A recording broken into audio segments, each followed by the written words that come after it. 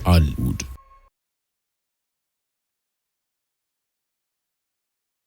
እንደምን ሰነበታችሁ ውድ አድማጮች። ይህ ስለ ኢትዮጵያና ኢትዮጵያዊነት የተከፈለ መስዋዕትነት ነው። ደጋግመን የማንናገረው ግን ደግሞ አብስተን ልንመሰክርለት የሚገባ ታሪክ ጀግናው አብዲሳ አጋ እንዲሆኑ አልፏል። ለዛሬ የዚህን ጀግና ታሪክ እንመለከታለን። ምንጫችን ባሪያና ዲያስፖራ የተሰኘው መጽሐፍ መሆኑን ስንገልጽ በታላቅ ክብር ነው። ከዚህን ጀምር። ፋሺስቶች ተደምስሰው የሮም ከተማ በእንግሊዝና በአሜሪካ ወታደሮች መያዝ በጀመረችበት ጊዜ እሱም በድል አድራጊነት ሰራዊቱን አሰልፎ ሮም የገባ ኢትዮጵያዊ ጀግና መላው አውሮፓ ነፃ ከሆነ በኋላ ይህን ኢትዮጵያዊ የታላቋ ሌባ ብሪታንያ መንግስትና የታላላቅ የጦር ጀነራሎች ዜግነትህን ለውጥ፣ ኢትዮጵያዊነትህን በእንግሊዛዊ ዜግነት ቀይር፣ የጀነራልነት ማዕረግ ይሰጥህ ብለውታል። አልፈልግም አለ። ብዙ ለመኑት። ኢትዮጵያዊነቴን ትቼ እንግሊዛዊ አልሆንም አለ። የጦር መሪዎች ተሰባስበው እንግሊዝ መሆን አለበት የሚል ውሳኔ አሳለፉም። እርሱ ግን አሻፈረኝ አለ። ቀጥሎ አሜሪካ ይሁን እና ከምቹ መኖሪያና ጥቅማ ጥቅም እንዲሁም ከከፍተኛ የማዕረግ ሹመት ጋር ይሰጥህ አሉት። ሞት ቢመጣ አላደርገውም የሚል ምላሽ ሰጠም። የካናዳ ዜጋ ሁን እያሉ ብዙ ለመኑት። አልሆነም። በመጨረሻ ዜግነቴን አልቀይርም በማለቱ ብቻ በሐሰት 30 የሚደርሱ የእንግሊዝ ባላባቶችን ገድለሃል በሚል ውንጀላ ለፍርድ አቅርበው የዕድሜ ልክ እስራት ፈረዱበት። ኢትዮጵያዊ ዜግነቴን ከምለውጥ የሞት ፍርዱን መቀበል ለእኔ በጣም የተሻለ ነው ብሎ ድርቅ አለ። ግራ ገባቸው።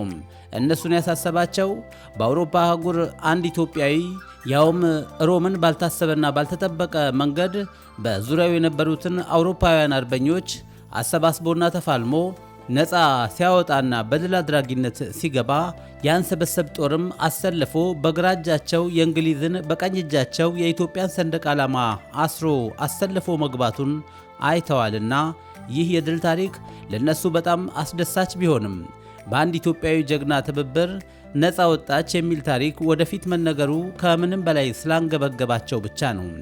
እሱ ደግሞ የፈጸመው ተግባር ታላቅ ቢሆንም ለምቾቱና ለማዕረግ ሳይሆን እንዲሁም የወረራውን ኃይል ዓላማ ስለማይደግፍና አገሩ ላይ የፈጸሙትን የወገኑን በደል ለመበቀል ብቻ ነበር ተዋግቶ ያን የመሰለ ጀብድ ሊፈጽም የቻለው እንጂ ኢትዮጵያዊነቱን ፍቆ የእንግሊዝ ዜግነትን ለማግኘትና ጀነራል ለመባል አልነበረም። የሆነ ሆኖ ፈረዱበት። ቢሉት ቢሰሩት አሻፈረኝ ስላለና ፍርዱን መፈጸም ክህደት ሆኖ ስለተሰማቸው በተጨማሪም ዝናው በአውሮፓውያን ወታደሮች ዘንድ ስለናኘ ሊገሉትም ሆነ ዕድሜ ልክ ሊያስሩት አቃታቸው። ስለዚህ በብዙ ሙግት በአንድ የእንግሊዝ ማርሻል አማካኝነት የዕድሜ ልክ እስራቱ ወደ 32 ዓመት ዝቅ እንዲል ተደረገለት። አሁንም እየተመላለሱ ዜግነትን ቀይርና ነፃ ሰው ሁን ማለታቸውን ቀጠሉ። እሱ ግን ነብር ዥንጉርጉርነቱን ኢትዮጵያዊነቱን ሊለውጥ ይችላልን ሲል ሞገታቸው። ብዙ ሞከሩም፣ አልቻሉም። ምንም አገሬ ድሃ ብትሆን ይህን ጥያቄ ተቀብዬ አገሬን አልክድም አለ። ውለታው ውልብ እያለ ያስቸገራቸው ደጋግ የጦር አዛዦች በብዙ ትግል የ32 ዓመት እስራቱን ወደ 25 ዓመት ዝቅ አደረጉለት። አሁንም ግን ጉትጉታቸውን አልተውም። በመጨረሻ ጉዳዩ በአንዳንድ አውሮፓ በሚኖሩ ኢትዮጵያውያን ጆሮ እየደረሰ ሄደ። ክሱን ቀርበው ሲያዩት የእሱ ክስ ዜግነቱን አልለውጥም በማለቱ የመጣ ክስ እንደሆነ አወቁም። ሆኖም ለጊዜው ማንም ምንም ሊያደርግለት አይችልምና ፍርዱን ተቀብሎ ታስሮ ቆየም። በጊዜ ሂደት ድርቅናው በደንብ ገባቸው። መቼም ቢሆን ዜግነቱን እንደማይለውጥ አረጋገጡም። ከረጅም ጊዜ በኋላ ጉዳዩ የብዙዎችን ትኩረት እየሳበ ሄደና አንዳንድ ቀደምት አውሮፓ የሚኖሩ ኢትዮጵያውያን እንደምንም ብለው ጠበቃ በማቆም ይከራከሩለት ጀመር። በብዙ ሙግት የ25 ዓመቱ እስር ወደ ገንዘብ ቅጣት ተለወጠለት። ይህን ገንዘብ ያገኛል ብለው ስላላሰቡ ዜግነቱን ሊቀይር እንደሚችል ገመቱ። ምክንያቱም ረጅም ጊዜ በእስር ቤት ስላሳለፈና በባዶ ሆዱ እንደተዋጋ ምንም ገንዘብ እንደሌለው ያውቃሉና። ስለዚህ ከየት አምጥቶ ሊከፍል ይችላል በማለት ተስፋ ጣሉ። እሱ ግን ለኢትዮጵያውያን ወገኖቼ ንገሩልኝ ብሎ እንግሊዝ ለነበሩ ወገኖቹ ተናገረ። እነሱም ለኢትዮጵያውያን የቀድሞ ባልደረቦቹ ሁኔታውን ነገሩለት። ሁሉም ኢትዮጵያዊ ይህን ጀግና ለማስፈታት የቻለውን ያህል ገንዘብ ማዋጣት ጀመረ። ዜግነቴን አልቀይርም በማለቱ ብቻ ይህን ያህል መከራ ላየውና ዜግነቱን ከሚቀይር ሞት እንደሚሻለው ለመረጠው ጀግና ኢትዮጵያዊ ገንዘብ የማሰባሰብ ሥራ ቀጥሎ ቆየና በመጨረሻም ገንዘቡ ሞላለት። ከዚሁ ጋር ተያይዞም የቀድሞ የኢትዮጵያ ፕሬዝዳንት ግርማ ወልደ ጊዮርጊስ በኢትዮጵያ ቴሌቪዥን ቃለ ምልልስ ሲያደርጉና ይህን ጀግና ለማስፈታት ገንዘብ ሲሰባሰብ እሳቸው ስንት ብር እንዳዋጡ ተናግረው ነበር። እንዲህ ነበር ያሉት። እሱን ለማስፈታት ገንዘብ ሲሰባሰብ እኔ 100 ብር ነበር ያዋጣሁት። በዚያ መልኩ ገንዘቡ ተሰብስቦ ተላከና የተጣለበትን የገንዘብ ቅጣት ከፍሎ ከእስር ተፈታ። ኢትዮጵያ ደርሶም ጎንበስ ብሎ የዚችን ቅድስት ሀገር መሬት ሳመ። ኢትዮጵያዊነቱን አክብሮ ዜግነቱን ሳይቀይር መመለሱ ለሱ ከሹመትና ከሽልማት በላይ ነበር። ይህ ሰው ታላቁ ኢትዮጵያዊ ዓለም አቀፍ ጀግና አብዲሳ አጋ ነው። እነሱ በሚጠሩት ስም አንቶኒዮ። አብዲሳ አጋ አንቅሮ የተፋውን ዜግነት የመለወጥና አገር ትቶ በምቾት የመኖርን ነገር እኛ እስከ ግማሽ ሚሊዮን ብር የምንከፍልበት ሆኗል። አብዲሳ አጋ ከፍሎ የተፈታበትን እኛ ከፍለን ልናገኘው ስንት መስዋዕትነት እንደምንከፍል ልብ ማለት ይገባል። እና አብዲሳ አጋ ሀክን ተፍ ብለው የተፉትን ምራቅ ትውልዱ አጎንብሶ ለመላስ እየተፍጨረጨረ ይገኛል። በዚያን ዘመን አንድ የጀርመን ሻለቃ በእነ አብዲሳ አጋ ተማርኮ የሞት ፍርድ ይፈረድበታል። ፍርዱ ሊፈጸምበት ሲል የመጨረሻ ንግግሩ እንዲህ የሚል ነበር። እናንተ የዩጎዝላቪያና የሌሎችም አገሮች አድምጡኝ፣ እውነተኛውን ነገር ላስረዳችሁ። የፋሺስት ኃይል የእናንተን ቆራጥነት ስላስገነዘበና ኃይላችሁንም ከፍ አድርጎ ስለሚገምተው ስጋት አድሮበታል። ይህን እኛ ከሰማነው ቆይቷል። ይልቁንም የአቢሲኒያው ጀግና የአንቶኒዮ ወይንም የአብዲሳ አጋን ታሪክ ተጋኖ ይወራለታል። የሀበሾች ከመካከላችሁ መገኘት በፋሺስት ወታደሮች መካከል ፍርሃት ፈጥሯል። ስለዚህ አሁን የምጠይቃችሁ ይህንኑ ቁርጠኛነታችሁን ከመሞቴ በፊት ለጦር አዛዤ እንድታሳውቁልኝ ወይንም እንድትፈቅዱልኝ ብቻ ነው። ምርኮኛው ጀርመናዊ ሻለቃ ፍርዱ ሊፈጸምበት ሲዘጋጅና በጥይት ተደብድቦ እንዲሞት ተወስኖ እጆቹ ታስረው አይኖቹ በጥቁር ጨርቅ ተሸፍነው ሊሞት ሲዘጋጅ በድጋሚ በትህትና እንዲህ ሲል ጠየቀ። እኔና እናንተን እዚህ ቦታ ያገናኘን ግዳጃችን ነው። የሀበሾችን ጀግንነት በትምህርት ቤት በነበርኩበት ጊዜ በመጽሐፍ አንብቤዋለሁ። ጀርመኖችም እንዲሁ ጀግንነታቸው የተመሰከረለት ነው። ስለዚህ አሁን የምጠይቀው ሳንታሰር የሞት ፍርዱን እንዲፈጸምና በጀግንነት መልክ እንድንሞት ነው በማለት ሽጉጡን፣ ቀበቶውን፣ የእጅ ሰዓቱን፣ የጣት ቀለበቱን አውልቆ ለአብዲሳ ማስታወሻ ሰጠው። ከዚያም በሻለቃው ይመሩ የነበሩ የናዚ ወታደሮች ሂትለር ይኑር እያሉ የሞት ፍርድ ተፈጸመባቸው። ዛሬ ዓለም ስለ ቼጎቬራ ያወራል። ኢትዮጵያውያንም ከነሱ ተቀብለን አርጀንቲናዊ ሆኖ ከአገሩ አልፎ ለኩባ ነጻነት የተዋጋ ጀግና ቼጎቬራ እያልን እናዜማለን። በጥያቄና መልሳችንም አካተን ቼጎቬራን እያነሳን እየጠየቅንና እየተጠየቅን ምላሾችን እናደንቃለን፣ እንሸልማለን። የቼጎቬራ ምስል የያዘ ካናቴራን ለብሳለን። እሱ ባልከፋ ግን ለኛ ከቼጎቬራ ይልቅ አብዲሳ ቅርባችን ነበር። ከቼጎቬራ የበለጠ ዓለም አቀፍ ጀግናው አብዲሳ አጋ ነበር። ለኛ ነጻነት ስለተፋለመ ብቻ ሳይሆን በጀብድም በጀግንነትም እርሱ ስለሚበልጥ እሱም ማስቀደም ነበረብን። አለመታደል ሆኖ ግን ስለ ቼጎቬራ የሚያውቀው ስለ አብዲሳ የማያውቀው ኢትዮጵያዊ ይበረከታል። ይህ አንድ ምሳሌ እንጂ በሁሉም ዘርፍ ተመሳሳይ ነገር ውስጥ እንዳለን የታወቀ ነው።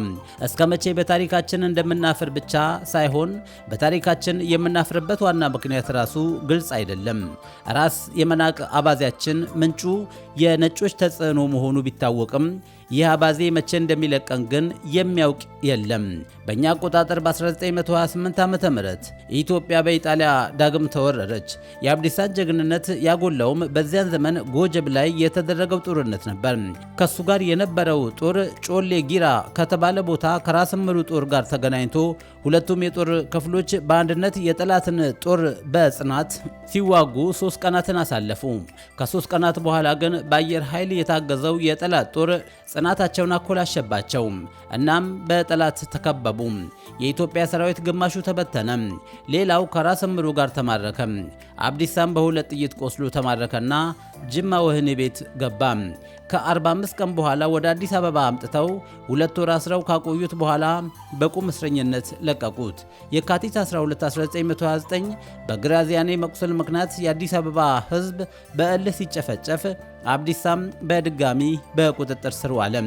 የፋሺስት ጦር ብዙ ጉዳት ያደረሰብን እሱ ነውና በደንብ ሊሰቃይ ይገባል የሚል አቋም ያዙና በሚዘገነን ሁኔታ ያሰቃዩት ጀመር። አብዲሳ የደረሰበት ግፍና ስቃይ እጅግ የተጋነነ ነውና የበለጠ ቂምን ለመጸነስ ተገደደ።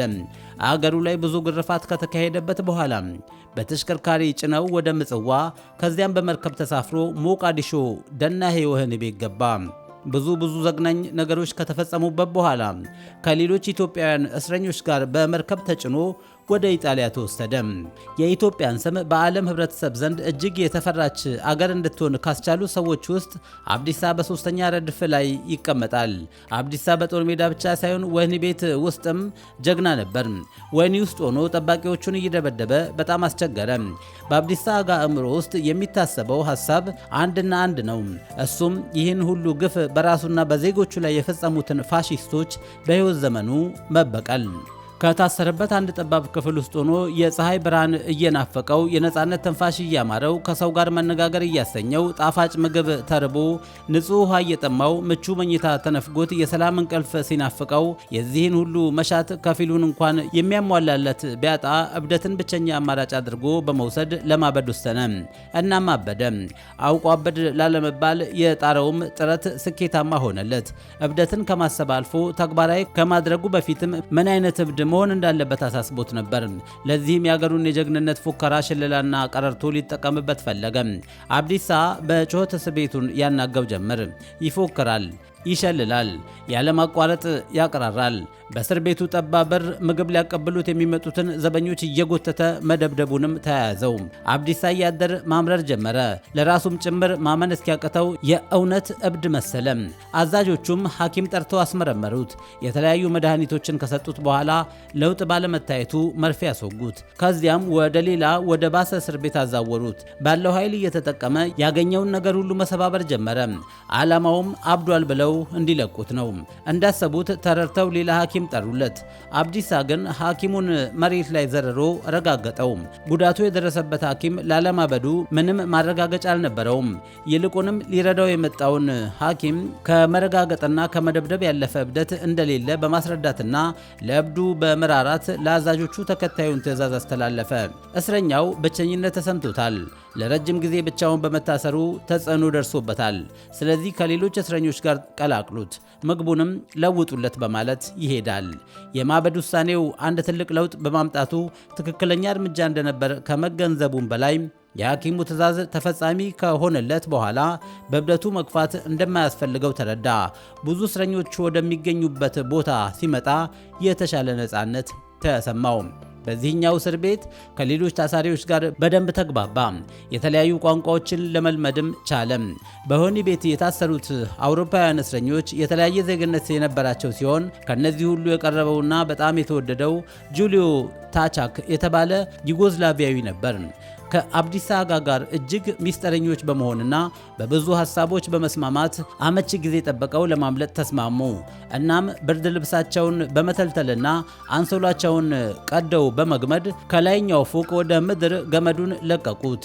ዩጎዝላቪያዊና ኢትዮጵያዊ ጀግና የዘቦቹን መዘናጋት እንዳስተዋሉ በዚያ ባዘጋጁት ገመድ ታግዘው ከፎቁ በመውረድ ለማምለጥ ቻሉ። እንግሊዝ ወህኒ ቤቱን በአውሮፕላን በምደበድብበት ጊዜ ነበር አጋጣሚውን ተጠቅመው ለማምለጥ የቻሉት። ከእስር ቤት አመልጠው በሌሊት ሲጓዙ አደሩ።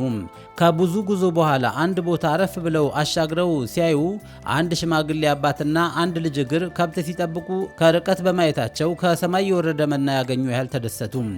የመጀመሪያው እርምጃቸው እረኞቹ የያዙትን ስንቅ ተቀብለው መብላትና ረሃባቸውን ማስታገስ ነበር። ከያዙት ስንቅ እንዲያጎርሷቸው ጠየቁም፣ ተሰጣቸው። ረሃባቸውን አስታገሱ። አብዲሳ ቂሙን የሚወጣበት ጊዜ ሩቅ እንደማይሆን ገመተ። ዓላማ ያለው ሰው ለዓላማው ሲል የመጣውን ነገር ተቋቁሞ ህልምና ፍላጎቱን እውን ለማድረግ ማናቸውንም ተግባር ከመፈጸም ወደ ኋላ አይልም። እነዚህ ሁለት የተለያዩ ዜግነት ያላቸው የእስር ቤት ወዳጆችም ምንም እንኳን ረሃባቸውን ያስታገሱላቸው ሰዎች ቢሆኑም በህይወት መቆየትና ዓላማቸውን ዳር ማድረስ ስለነበረባቸው የእረኞቹን ስንቅና ፈረስ በጉልበት በመቀማት ጉዟቸውን በፈረስ አደረጉ። ከእረኞቹም መሳሪያ ነጥቀው ጉዞ ጀመሩ። በወቅቱ የነበራቸው አማራጭ ከሌሎች የአውሮፓ ሀገራት አርበኞች ጋር በመቀላቀል የፋሺስት ኢጣሊያን ጦር መበቀልና በፋሺስታዊ አገዛዝ ስር የሆኑ ግዛቶችን ነፃ ማውጣት ነበር። እነዚህ የአውሮፓ ሀገራት አርበኞችም የኢጣሊያን ፋሺስት የመውጋትና ነፃነት የማምጣት እቅድ ሰንቀው ከተነሱ ረጅም ጊዜያቸው ነበር እና አብዲሳን ያለማቅማማስ ሊቀበሏቸው ቻሉ። በጋራ ሆኖም የማጥቃት ዘመቻቸውን ጀመሩ።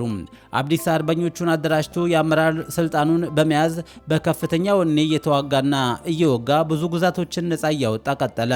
ይህን የሰሙት በዚያ ወቅት የኢጣሊያና የጀርመን ፋሺስቶች ድል ለማድረግ ወግነው የተባበሩት ሀገራት ማለትም የእንግሊዝ፣ የፈረንሳይ፣ የአሜሪካና የሌሎች ሀገራት ሰራዊት የጦር አዛዦች የአብዲሳን ዝና ሲሰሙ የጦር ቁሳቁስ በማቅረብና በማገዝ ተግባሩን እንዲቀጥል አደረጉ።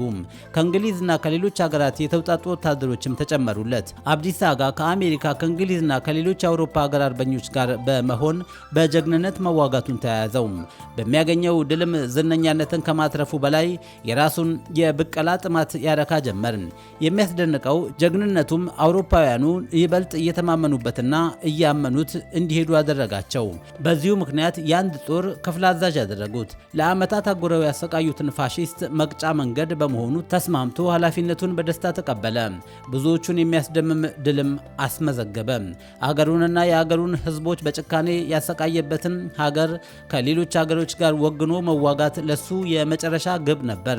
ይህን አይነቱን ጦርነት ለረጅም ጊዜ እያካሄደ የአመራር ብቃቱን እያሳየ የወታደሮቹን አድናቆትና ናፍቆት ካተረፈና ታማኝነቱን በጉልህ ካሳየ በኋላ ይህንኑ አጋጣሚ በመጠቀም ለአገሩ አንድ ታሪካዊ ተግባር ለመፈጸም ቻለ። ይህም በወቅቱ የኢትዮጵያን ውድቀት የተመኙና ዝቅ አድርገው አይተው ሊወሩ የሞከሩ ነገር ግን ያን ማድረግ ባልቻሉ የጠላት ሀገራት ላይ የሀገሩን ሰንደቅ ዓላማ ከአስደናቂ ድሉ ጋር ከፍ አድርጎ ማውለብለብ ነበር። የኢትዮጵያን ሰንደቅ ዓላማ በብዛት እንዲዘጋጅ አስደርጎ የጦር ክፍሉ ምልክትና መለያ አደረገው።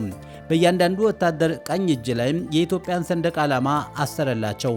ብዙ ጦርነቶችንም በጀግንነት ተወጣ። ብዙ ግዛቶችንም ከፋሺስት ጦር ነፃ አደረገ። በተፋላሚ ሀገራት የጦር አለቆች በመታገዝ ከባድ ውጊያ ፈጽሞ ከአጋሮቹ ጋር የውጊያ ግብ የነበራቸውን የሮም ከተማ ለመቆጣጠር ቻለ። አብዲሳ አጋ ጦሩን አስከትሎ ሮም ሲገባ በመኪና ላይ የኢትዮጵያ ሰንደቅ ዓላማ እየተውለበለበ ሲሆን እያንዳንዱ ወታደር ቀኝ እጅ ላይ የታሰረለት ባንዲራ ከፍ አድርጎ እያሳየ ስለነበር ጣሊያንን ድል አድርጎ ሮማ የገባው የኢትዮጵያ ጦር እንጂ የሌላ ሀገር አይመስልም ነበር። በዚህ ተግባሩ ማንም አልተቃወመውም ነበር። ትልልቅ የጦር አዛዦችም የአብዲሳን ትንግርታዊ ያልተጠበቀ ድል በማድነቅ አስጠሩት። ሰራዊትን አሰልፎ ሄደ። የኢትዮጵያን ሰንደቅ ዓላማ ተመለከቱ። ከአዛዦቹ አንዱና ዋናው በአድናቆት እጁ ላይ የነበረውን የወርቅ ሰዓት አውልቆ ሸለመው። የክብርና የጀብድ ኒሻንም ተሸለመ። ከሮም ድል በኋላ በሌላ ትዕዛዝ ወደ ጀርመን እንዲዘምትና የተለመደውን ጀግንነት እንዲያሳይ ታዘዘ። ይህንን ትዕዛዝ በደስታ ተቀብሎ ወደ ጀርመን ዘመተና የናዚን ሰራዊት መድረሻ አሳጣው። የጀርመን ዘመቻውንም በተለመደው አኩሪ ድል ተወጣው። ጣሊያንና ጀርመን እጅና ጓንት በነበሩበት በዚያ ዘመን የሁለቱንም የጦር ኃይል መውጋት መቻሉና ለድል መብቃቱ ለአብዲሳ የሕይወቱ ጣፋጭ ገጽታ ሆነለት። ጀግናው ኢትዮጵያዊ ከጀርመኑ ድል ሲመለስ እንግሊዞች ሌሎች ዜጎች እጅግ የሚመኙትን ነገር ግን ሊያገኙት የማይችሉትን እድል ለአብዲሳ አጋ በክብር ሊሸልሙት ፈለጉ። ይህም ዜግነትህን ቀየርና እንግሊዛዊ ሁን፣ እናም ታፍረህና ተከብረህ ኑር የሚል ግብዣ ነበር። በወቅቱ ይህን ሀሳብ እንግሊዞች ሲያቀርቡለት በክብርና በፍላጎት ሊቀበለው እንደሚችል ምንም ጥርጣሬ አልነበራቸውም። ይህ ዕድል ግን ለአብዲሳ የማይዋጥ መራር ጉርሻ ሆነበት። ለሱ ዜግነቱን ለውጦ እንግሊዛዊ መሆን ማለት አልብሳ አጉርሳ ተንከባክባና አጥብታ ያሳደገችውን ወላጅ እናት አላውቅሽም ብሎ የመክዳት ያህል ነበር። እናም አሻፈረኝ አለ። ይህን ክብር ግብዣ አልቀበልም በማለቱ ብቻ እንግሊዞች የተናቁ እስኪመስላቸው ድረስ ፍጹም ንዴት ውስጥ ገቡ። ከሁሉም በላይ ይህን የመሰለ ዓለም አቀፍ ጀግና ነፃ አውጪ ወደ አገሩ ወደ ኢትዮጵያ ከምስጋና ጋር መሸኘት ታሪካዊ ኪሳራ ሆነባቸው፣ እንደ ውድቀትም ቆጠሩት።